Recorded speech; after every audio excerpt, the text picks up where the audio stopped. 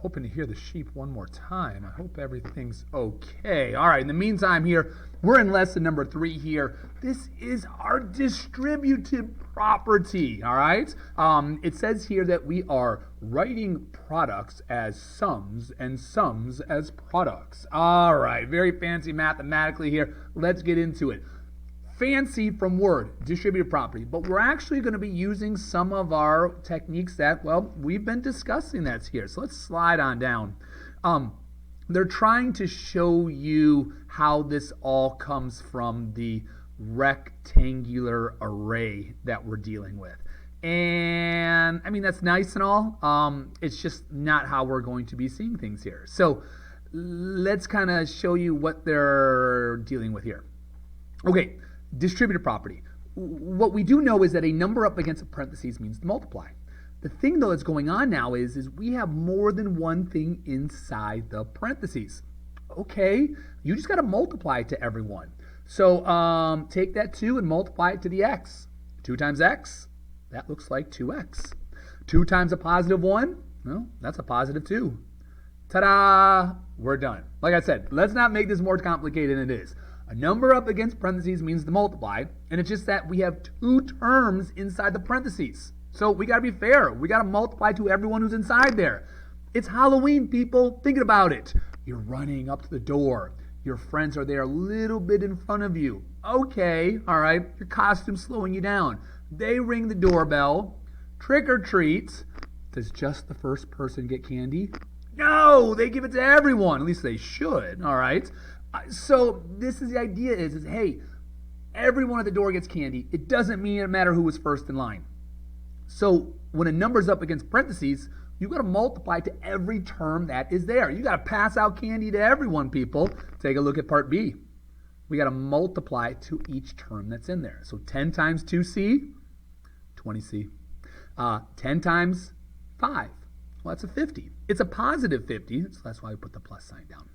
What they're trying to get you to do here is show you that it actually works, okay? And they're saying, well, what if c equals 1? All right, well, if we plug it in, 20 times 1 is 20, plus the 50, hey, that's a 70. If we did it from the beginning and did our order of operations, we're going to get the exact same answer. So if we come back to the original problem and plug it in, the c equals 1. 2 times 1 is 2. So 10 times 2 plus 5. Well, if we're doing our order of operations, 2 plus 5 is 7. 10 times 7, also 70. All right, so why do we have the distributive property? Why don't we just follow the order of operations? Well, there's this thing that's called like terms. I can't combine the x plus 1. I don't know what x is.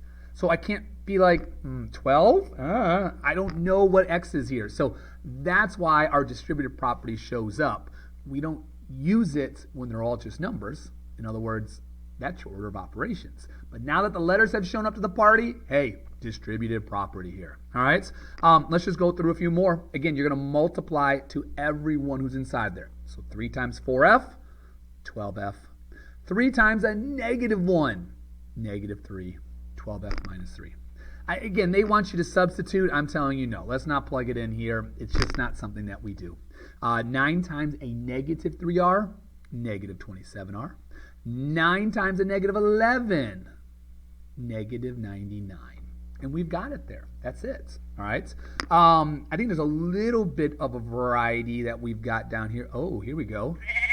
Oh, good. The sheep's back. I was scared there. All right. So here it says rewrite the expressions as a sum. Okay. So here's the main thing. Dividing. Dividing is the same thing as multiplying by the reciprocal. So 2b plus 12, you're multiplying it times a half. Now, because of the commutative property, I can put the 1/2 out in front. And there we go. Half of 2 is 1, so I got a 1b. Half of 12 is a 6. Hey, there we go. So we can definitely think of it like that. Your distributive property also works with division as long as you're dividing it to everyone. So let's take a look. You could do it like this, but again, you just got to realize you have to divide it to everyone. So 20r divided by 4, so 20 divided by 4 is 5, so that gives you a 5r. 8 divided by 4 is a 2, so it's a minus 2. Again, when we look at this, all right, Man, I was hoping it was going to come back. It went away on me, huh? All right. We could rewrite it like we did in, oh, there we are. All right.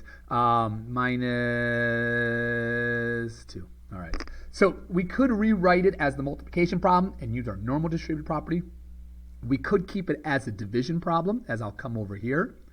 And as long as we realize we have to divide it to everyone, it's safe as well. So that's just the comfort level as you see it. Got more than 2 people? Who cares? Remember, Halloween candy for everyone that shows up the door. So 4 times x, 4x. 4 times y, 4y. 4 times z, 4z. And there we go. All right. Let's see. Oh. This one's nice. This one's nice because, again, it gets us using it now.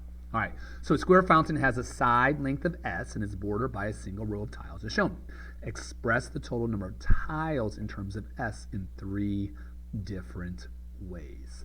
All right, so the whole idea here is we could go ahead and start to sketch a little bit to start seeing what we need.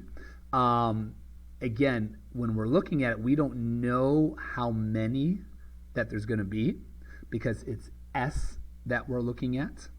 So